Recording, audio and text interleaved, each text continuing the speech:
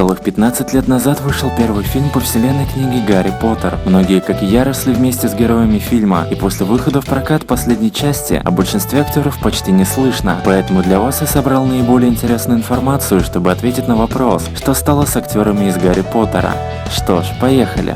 Начну, пожалуй, с Джоша Хердмана, известного роли задиристого и бестолкового друга Малфоя Грегори Гойла. Он временно приостановил свою актерскую карьеру и стал, вы только послушайте, профессиональным бойцом ММА. Но несмотря на успехи в ринге, Хердман заявляет, что главная его цель еще не достигнута. Он до сих пор ходит на кастинги в надежде получить ту самую роль, которая станет, по его словам, счастливым билетом в жизнь.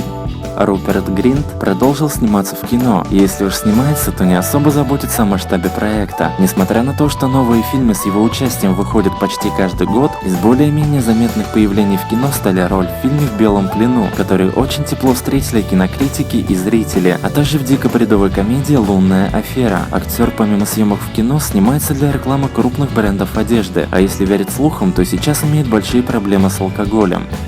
Том Фелтон продолжил свой путь в киноиндустрии и даже снялся в нескольких фильмах с неплохими рейтингами, например, в фильмах «Восстание планеты обезьян», «Восставший» и сериалах «Лабиринт» и «Убийство первой степени». Помимо кино, актер занимается музыкой. Он уже записал пару альбомов, которые пользуются умеренным спросом. В дальнейшем он также мечтает записать рэп-альбом. Вот кто уж точно всех удивил, так это Мэтью Льюис. По контракту ему нельзя было изменять свою внешность на все время периода съемок. И как можно заметить, после последнего отснятого дубля он оторвался по полной. В кино сейчас он снимается очень редко, однако довольно часто снимается для модных английских журналов. Кто бы мог подумать, что актер, сыгравший Невилла Долгопупса, станет успешным в модельном бизнесе.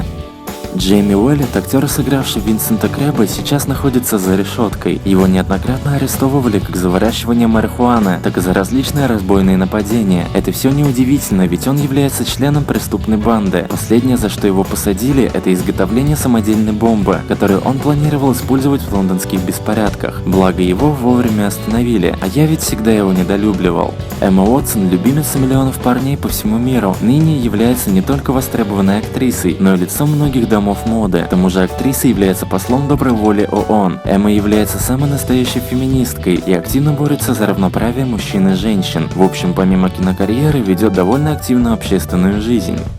И как же можно было не сказать про Дэниела Рэдклиффа? Не знаю, как вам, но мне так и хочется назвать его Гарри Поттером. Уж настолько к нему привязался этот образ юного волшебника. Актер не испытывает дефицита во внимании, и почти каждый год с ним выходит по несколько фильмов, где он снимается в главной роли.